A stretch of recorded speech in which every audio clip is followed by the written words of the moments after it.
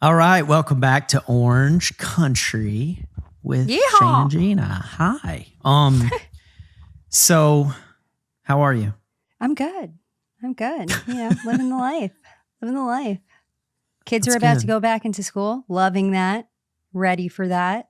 My kids don't start for a while. It's weird. I mean, I don't know when people will hear this, but it's much later than Couple we weeks, expected. yeah. So After Labor Day.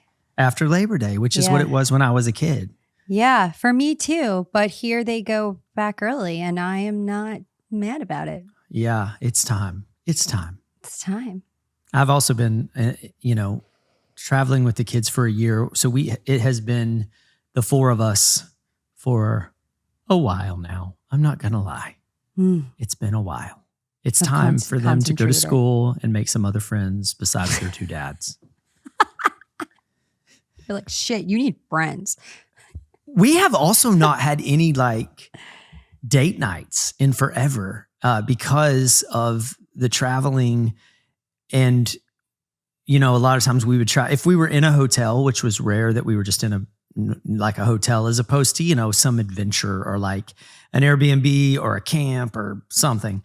And we could, maybe go downstairs and have dinner. But our kids are so obsessed with us that we would go downstairs and they'd be like, when are you coming back? Mm-hmm. And so it was, and we're obsessed with them too. I mean, we always joke that when we are at dinner, when we do have a date night, all we do is look at videos of them. It's pretty much all we do. It's like, oh, look at, because in the videos and the pictures, they're so adorable. Right. Because they're filtered. But speaking of date nights, let's have a conversation about when we both weren't in the situations we're in now. And I've had some different people ask about dating stories, bad dating stories. And let's do that.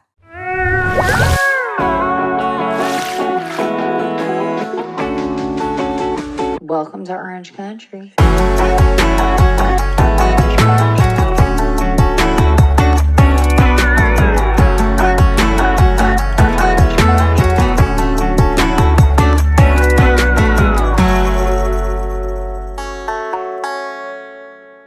Do you have bad dating stories? Well, one of the jokes I always make is I didn't date because I'm such a serial relationship person.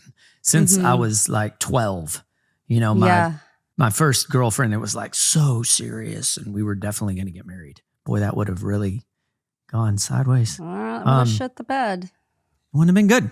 No. But yeah, I don't have so many dating stories where something crazy happened on a date, but one story that is kind of wacky is that when I first had a record deal in Nashville back in the late 90s, the 1890s, that's how it feels. But it was right when everybody was really scared about gay artists because there was a gay country artist who was in the closet and he kind of got pulled out of the closet and it really hurt his career. And so that was really scary for those of us who might be pursuing that and not knowing how it would go for us. So dated, that was Ty Herndon. You probably wouldn't know him, no. Especially with your, insane lack of knowledge about country music or what I do. No, truthfully though, he was a great singer artist that ended up, like I said, sort of getting pulled out of the closet, and it did not go great. But I had dated this girl in college, and we were pretty serious, and we dated for a few years. And when I moved to Nashville to pursue music, she was going to come with me, and we were that serious. Wow. And that was when I started to really kind of get scared about the idea that I was gay. I was closeted, but also to myself. And then the fear of oh my God, this is a big move. This girl is going to move from Texas to Nashville for me. And so that started to really make my heart beat hard. So eventually I did come out to her, and she was just my best friend, and I just loved her anyway. And I didn't want to lose that. And luckily she didn't either. And so what happened was she moved to Nashville.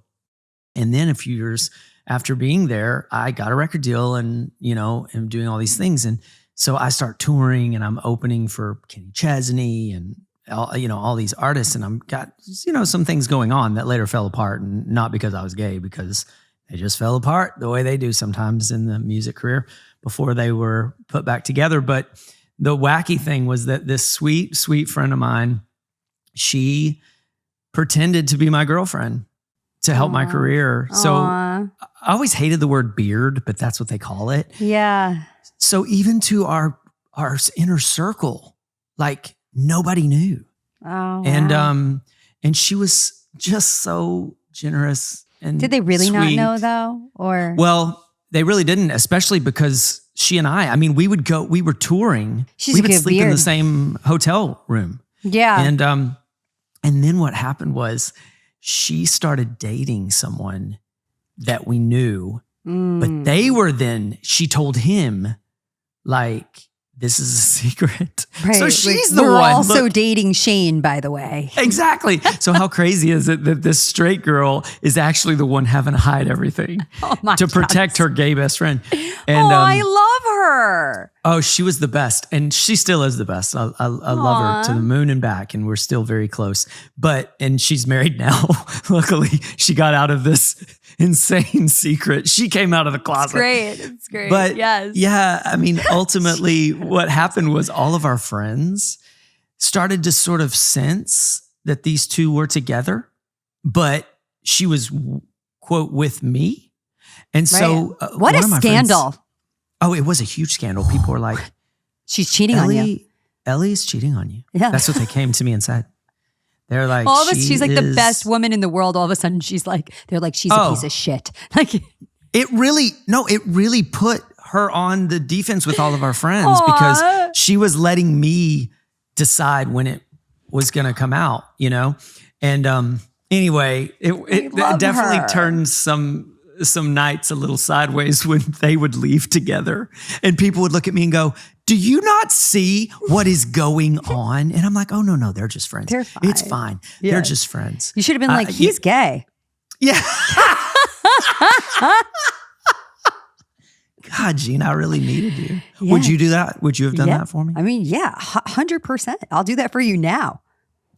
I don't know if it's going to be as believable. But I will do that shit with a straight face. So it's sort of like if you and Travis were together and in love, but you were acting like we were together and people saw you around Travis and they would be like, something's happening here. This is, they'd be able to see it on his face. Oh my God, yes. Yeah. So that's anyway. very problematic.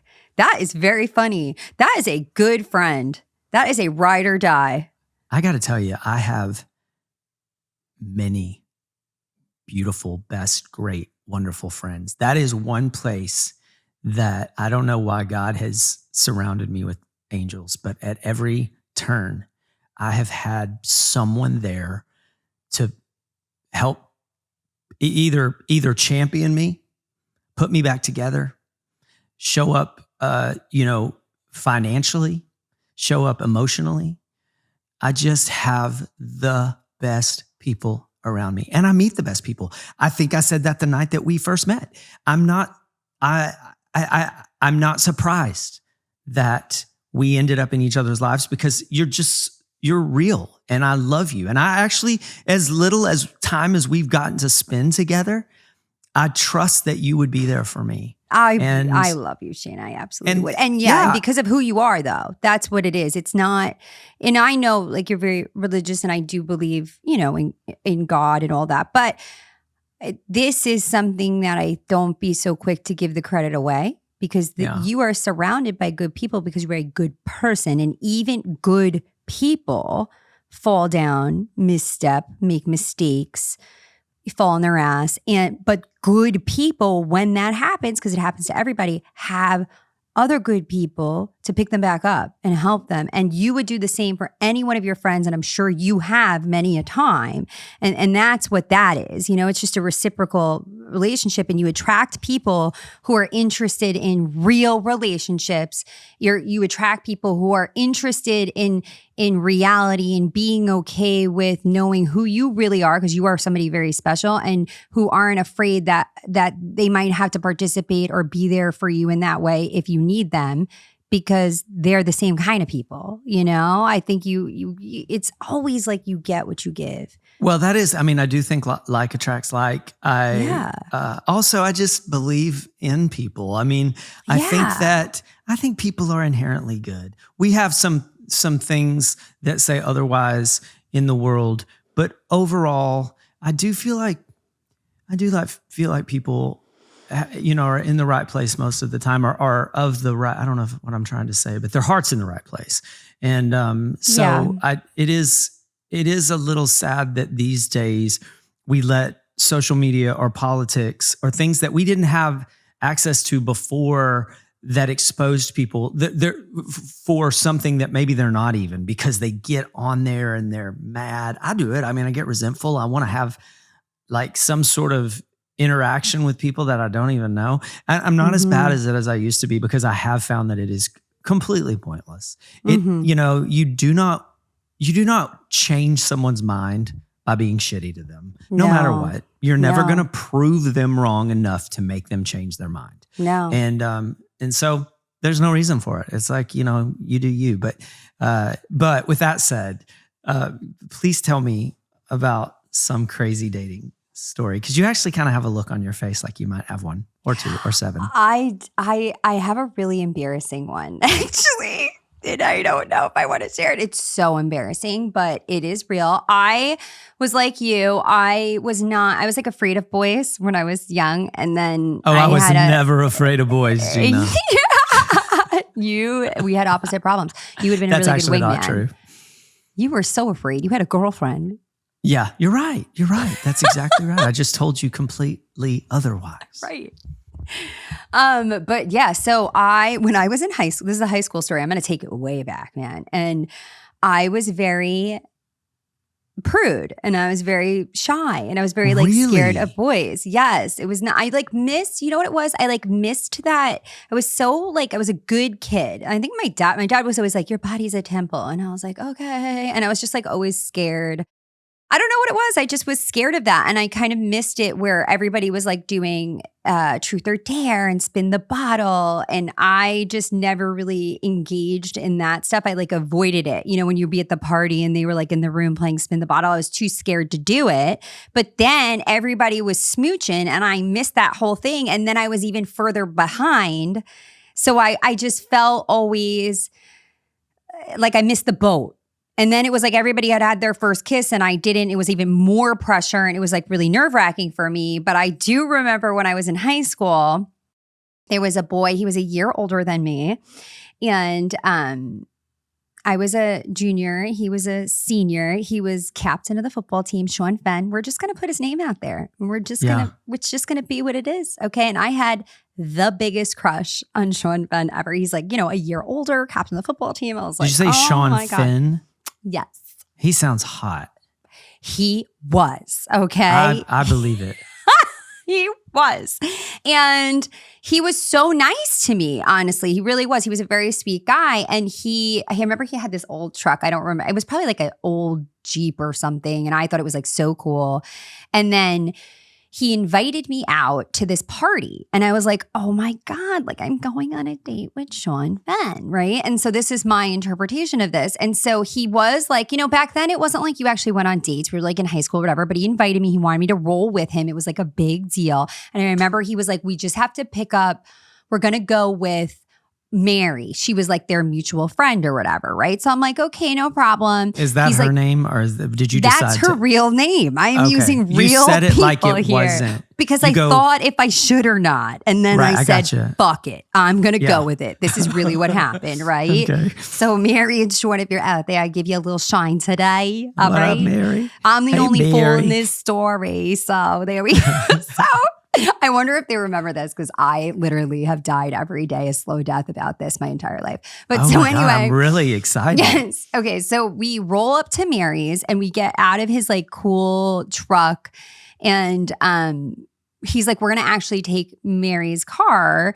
She's going to drive. So now I'm like, okay, he's going to drive her car. That's what happened, right? So he was going to drive her car. So now it's her vehicle. So clearly I'm going to go in the back seat. And it was one of those old school cars. Remember the cars that were like really the compact cars. And so in order back then to get in the back seat, you had to like lift the thing and then it went, and then you had to like kind of get yourself back to get to the back seat. So I'm like, okay, it was like dark out. We go around. Mary's going to roll in the front. He's driving, no problem, trying to act cool. She's a year older than me too. I'm like, I'm cool. I flip the thing up and I'm like, go to shove myself to get in the back seat, right? And I'm like, why is it so tight? And it was extremely tight. And I was like panicking now in this moment because I'm like, I can't, like, I have to get in this back seat because what am I doing wrong? Like, how can I not figure this out? Like, and I'm shoving myself halfway now in the car. And Sean Fenn taps on my shoulder and he goes, it's 4 doors. The fucking car was 4 fucking doors. That is not what I thought you were going to say. It was not okay. That should be in a sitcom. It was not okay. It is. It was in the sitcom of my life. And I was emotionally traumatized forever. I can't even tell you. I felt so that is stupid hilarious. In that moment. The idea of you trying to crawl behind a seat Cramming when there was myself another door. Right, in front of Oh my God. That is so good. Dark. That story is so funny. It was dark. It's such a painful memory for me. And I wonder. Painful memory. Oh my God. I still made out with him. So you did end up making out with him, but you didn't date him? You know, like, not really. Like, you know what it's like back then in high school? There's just a lot of stuff going on. And I don't know. He actually ended up dating Mary for a long time. Mary dated my brother. I got to say, Mary's involvement in this story was... I feel like she set me up, honestly. It raised some red flags for me. Yeah. I mean...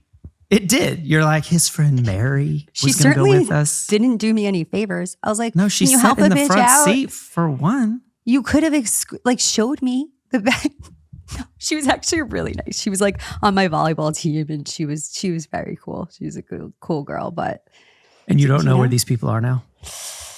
She was really smart. I bet she's somewhere. I bet they're both good. You know, they were like 2 solid humans, I would say, back then. They were both really smart. I bet they're somewhere. Yeah, they're somewhere crushing it, I'm sure. They're somewhere.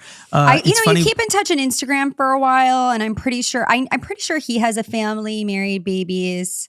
I'm sure they all understand how cars work and how many doors are on a vehicle. That story is amazing. That is so horrifying. You know, it reminded me of a story that wasn't a dating story, but it's a high school story, and involves a very attractive football player. Oh my God. And I'm not going to say their name. I can't do it. And it won't matter because trust me, halfway through the story, you won't care you won't care who this happened to. You will feel so terrible for that person. Oh my God. Okay. Okay. And this is a little graphic, so I'm going to try my best because I don't want to just tell a disgusting story. Do it. There to be, it's good. Okay, so here's the thing. All these guys that I grew up with, they used to do this thing every year where the dad would take the son, and all the dads knew each other, and they would go on this camping trip sort of outside of our town, but it was on some land that like one of the guys owned or something.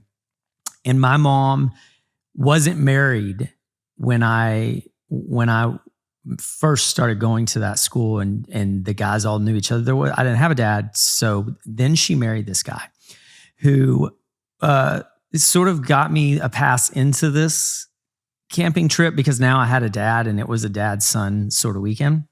Although, I mean, I was not close to him, and they weren't married very long. I don't want to get into it about him. He died. Anyway, okay. So rest in peace. Not while they were married. But, I shouldn't talk about people why am I talking about this? Anyway, so we, you're like, I don't know. So continue on. we go out on this camping weekend and all the guys that I know are my age. Okay. Well, one of my friends had a younger brother. We were, I think, seniors at the time, maybe juniors. And they had a younger brother. This guy had a younger brother who had come up like as a freshman. He was starting on the football team, the varsity football team. He looked like just like every cover of every teen magazine.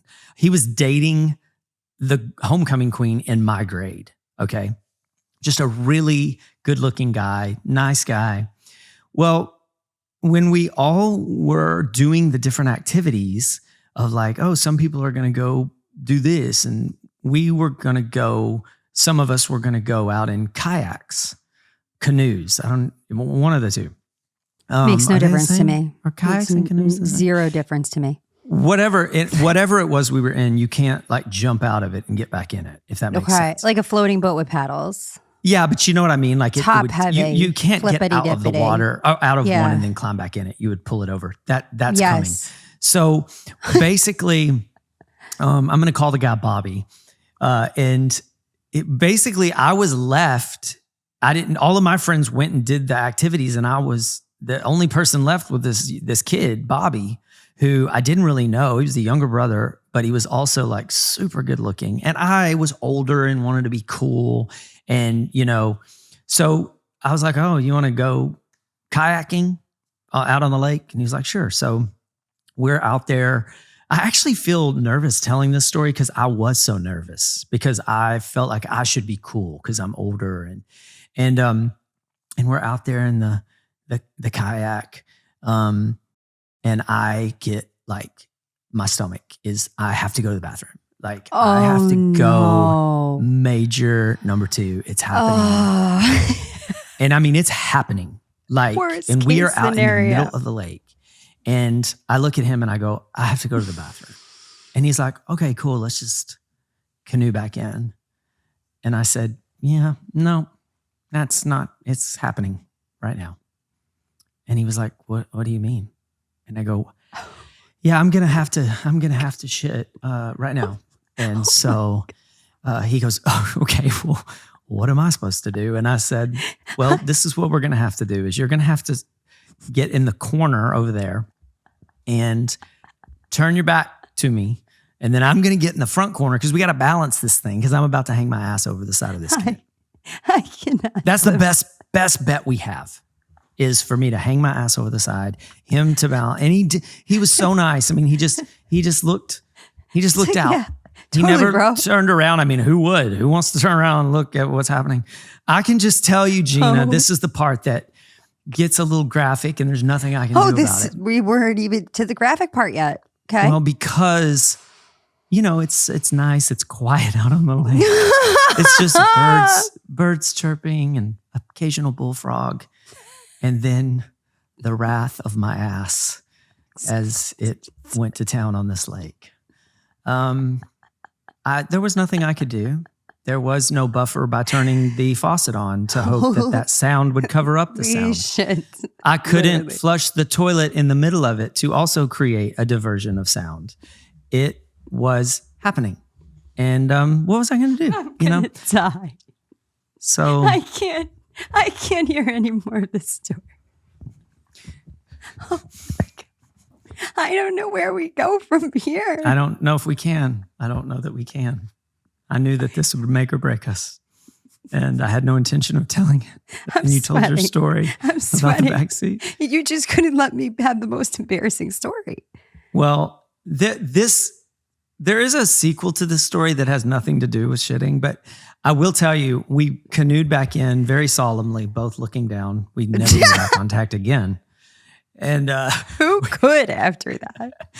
You're also bonded though, closer than you ever thought you'd ever get. I mean, that bonds you quickly. Told anyone. That was the part that I just was like, he never told a soul. Okay. You have to say his name. I love him. No, things change. So later in life, years later, he was married to this girl that I was really good friends with. And he thought that I was having an affair with her. And this was right on the edge of me coming out, because of your track record. Right. So, so I go back home to Texas. I'm visiting, and there's this rumor that I'm sleeping with this guy's wife, which part of me wanted to just say, let that be the rumor, because I'm in the closet right now. This is really working in my favor. But he was really pissed. So I meet up with him, and we're sitting on this park bench. And I don't remember the setup, how we got there. I want to say we called each other. We didn't have cell phones. So this was my 20s. I mean, maybe we had cell phones, but they weren't like how we use them all the time now. Somehow I ended up on a park bench with this guy a decade after I, destroyed his life. And in trouble. And I said, hey, I just want you to know, I've heard these people saying this. He goes, yeah, I can't believe you would sleep with my wife. He said, I never told one person about that time you shit in that canoe. I don't believe this. You have to be making this up. This is I'm not. I am not making it up. This is crazy. How are we not telling people all these stories? This is that's a sitcom. That's just. What are you going to do? Put that's a whole somebody movie. Taking the loudest, scariest shit of their lives in front of somebody that was ultimately like their high school crush. That is like a rom-com golden nugget right there. That has been, tell me, that has been in Dumb and Dumber. That has been Along Came Polly. Yeah. Well, there have been so many. Oh my gosh, you're welcome. A man of so many talents. I can tell you what talent I don't have: holding it. You do not. No, I do not. I'll hold it till I die. See, I had to come home from college because I couldn't go to the bathroom. I've heard people that are able to do this. There is no stopping mine when it's happening. If I'm in that situation, it's happening. That's happening. So I'm glad that I know that, so I can be prepared. And I'll always travel with. I used to travel as the mom with the traveling toilet. The little tiny potty in the car. You did? Yeah, I bust that thing out. I would rather my kid piss and poop in that little potty than have to take them in the public restroom. I have a phobia. Oh, yeah. Well, I can tell you I'll never be able to say to someone, I got to go to the bathroom without them, jumping Taking it seriously. I will take that serious. If we're ever on a road trip and you're like, I got to go, which by the way, that happened to my friend. That was a dating story. She just started dating her boyfriend. She was driving his car out to him and she had an emergency, similar situation to you. I'm not going to say her name, but she knows who I'm talking about. You know who you are. And she totally explosive diarrhea in the car. And this was like right when they first started dating. How do you come back from that if you're first dating? What? You shouldn't. Her husband is a goddamn angel from heaven. They're married. They have 3 children. They are literally the most incredible couple. And that's just my girlfriend. I know so many couples that even after years of being together, they still go to separate parts of the house to do that because they just don't want the other person to think they even have the capability of pooping. So I don't care about Travis knowing that I poop and stuff. I just can't go unless I have the right environment. And Travis, this is a good Trav story because a testament to him is when we first started dating, out of respect for me, he doesn't care and he'll go anywhere, but he will not go in my potty. Just out of respect. So so now, even though when we're in the house, we have our bathroom together, that's my potty and he shares a potty with the kids. Oh. Ugh. Wait, he's sharing a potty with 6 other people. Yeah. I just wonder how y'all even have, what's the schedule? You know what? We have had some issues with our plumbing for sure. But I just mean more concern about the fact of when multiple people have to go at once, it's really a problem for the kids because Travis loves potty time. He'll sit there. Yeah, he enjoys that throne time. Yeah. And the kids are like, you're always on the toilet. We can never go and it smells. Like they're always yelling at him. He's going to kill me for talking about this. No, well, you know what? There was this really funny scene in This Is 40. I don't know if you've ever watched that show. When he's on the toilet on the phone. Right. Yeah, that's Trav. Yeah. He's just playing words with friends. And she's like, what are you doing in here? And he goes, I'm pooping. And she goes, I don't smell anything. And he goes, well, I've been flushing as I go. The fact that he has to justify. It does feel like, surely you feel that way sometimes too, because it does feel like it is sometimes, especially when you have little kids, there is no other time. You are alone. 100%. And even then, the kids seem to notice. Now, my kids are older now, thank God. But I'm talking like from ages like 2 to 6, it seems like they have a radar. The moment you have to go poop, they're coming to the door. It's like, what are you doing in there? They have all the rights, all the entitlement. Right. We belong next to our parent. Right. What could you be doing in there that we're not getting to be a part of? Right. You're really missing out on something here, kids. Yeah. Like the fingers under the door. Yes, the fingers under the door or the note under the door. The what notes, are you doing? The notes. Yeah, the fucking notes. Like, what do you think I'm doing in here? I'm on the damn toilet. Can I get a beat? Jesus Christ, I made you 300 peanut butter and jelly sandwiches today. And Can I get 1 minute? So that I could have this moment. I set up the perfect environment for you. I've done everything you've asked, you tyrants. They do not care. They do not care. Now I have the dog in there too. Oh, yeah. Oh, yes, the dog. I mean, exactly. The dog, like, so you could hear him scratching at the bottom of the door. He's sniffing. He's like, what's going on in there? Meatball comes in and then he jumps up on my lap. And I'm like, you're sitting? Yeah, I'm like, this has gone too far, man. Oh my God, you have to take a selfie like that. He has no boundaries. I have to see this, please, God. I cannot believe this is where this conversation has gone, but I have another one. Okay, let me brace myself and put on a diaper. Okay. So I was in Nashville a few years ago, and I remember what area I was in, but it won't mean anything if I tell anybody. So I was in an area that was not, you know how there's areas in a town where there are gas stations that are super nice and they have like the drink fountain and they always have bathrooms. Mm-hmm. I was in a part of town that had the little tiny gas stations where you walk in, there's no bathroom. There's no room for anything, you know, they're tiny. You don't get to make a fountain drink. They do have like, you know, a cooler. So I was driving and I had to go. I mean, it was happening in the car just like it happened in the canoe. And so I was like, okay, here we go. So stressful. So the only option I had was to go into one of those gas stations that I knew did not have a public restroom. I knew it, but I thought I will appeal to this person's sense of humanity. Right. I will go in there and say, you've been here, yes. Yeah. I have to go to the bathroom so bad. Yeah. That can I use yours? And I know that it's just for the person who works here. I did it. I pulled into the gas station, almost like a bat out of hell, jumped out of the car, went in and said, I have to go to the bathroom. And the woman goes, no public restroom. And I said, I know, I do understand that. I really do. I'll buy whatever, but this is an emergency. I have to go to the bathroom. And she looked around and she goes, okay, come back here. And she takes me around the counter and she puts me in the bathroom.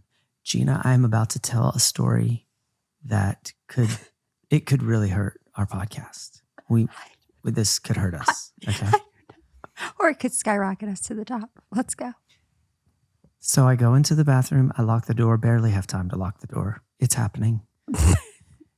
And then I did a similar thing that I did to that lake that day. And when it was over, I hit the flush, whatever. No. What do you call it? The flush valve? The knob? The lever? I don't know. The flusher. The lever! The flusher. The water didn't go down. It came up.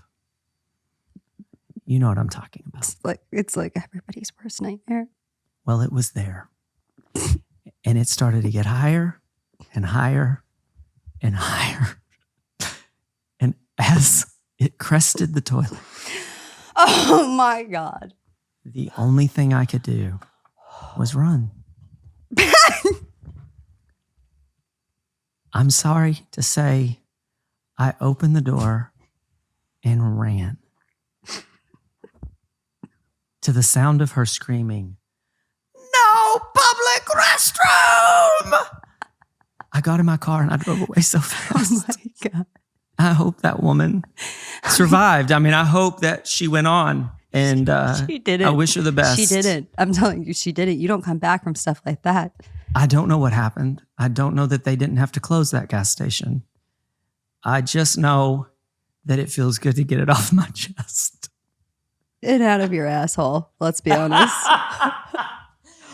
Holy shit. This is like a whole new side of you that I did not know. And I am so excited to share it with the world. Yeah, share it with the world. I feel free. I feel free right now. It's got to be liberating. Yeah, it is liberating. And maybe you're having witnessed it with me. Mm-hmm. You won't feel like you have to hold it. Maybe this will be good for me. Maybe I will get over my public pooping. I could never. With the stalls, with the feet under the stalls. Okay, I get so freaked out about that because I wear like crazy shoes. And I'm always afraid that like I've been somewhere that people identify. Like everyone in the room is studying my shoes. That then when I go in the stall, that they're going to be like, "That's the guy with the shoes." If you make it into the stall, I don't know if your shoes are really your problem. Well, no, it still could be. I mean, it could get on my shoes. I do feel bad because I've already given this disease to Nicholas, to my oldest. He will not poop. He won't poop at school. He won't poop in public places. Really? And I try that to really worries me. I have to say go. it worries me for kids because yesterday we were in the car and my daughter said she had to go and we weren't anywhere near. Of course, I kick into action. I mean, if somebody tells me they have to go, I think they have my disease. So I'm just like, oh my God, we got to find a bathroom right now. We have listen to, to them. Yeah. And so I'm like, oh, okay. And I kept mentioning it. I was like, well, we're almost there. And she's like, I'm okay, Dad. I just wanted you to know that at some point I got to go. And so I did say to her, don't hold it in. Please, just don't hold it because that can be really bad. I don't even know what can happen because clearly I can't. No. But I'm sad that Nicholas has to hold it. I'll tell you what happens too. You have to transfer college. You got to go home. Yeah, you do. When you don't poop for like over a month. Wait, why did that really happen? I could not go in the common bathroom. I thought you were joking. I was not joking. No. What did you do? You didn't go to the bathroom so long that you went home? Yeah, I transferred after one semester. I found one bathroom that was like, and it was Albany, New York, so it was freezing and there was like an underground tunnel system and I walked like a half a mile through all these tunnels to get to this library bathroom that was like in the basement and really remote. And that was like the one bathroom that I could go to when I would go like once a week. Huh. It was bad. That's really bad. Yeah. And yeah. I'm glad honestly that it wasn't like a long term. I know you still have a problem like with public, but I'm glad physically that this is going to really just make me look insane. I could never hold it, even if I was in a situation where I could hold it, because in my mind, when I go poop, I lose weight.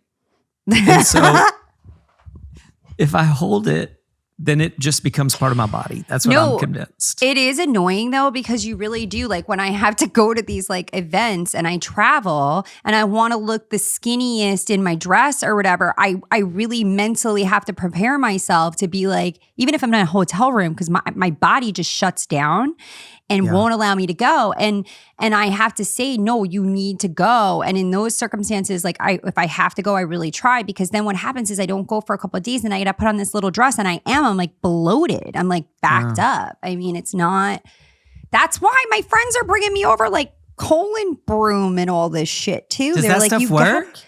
I don't know. I took it once. I'm really bad. Like people, I'm like people will literally bring me the things to help me and I just won't do it. You know, like I just don't do it. And you also have to hear it like 100 times. I mean, it's like my therapist tells me other things, like if you'll just do this, if you will meditate for 10 minutes, you will feel like a different person. You have to tell me that for 6 years. Yeah. And every day.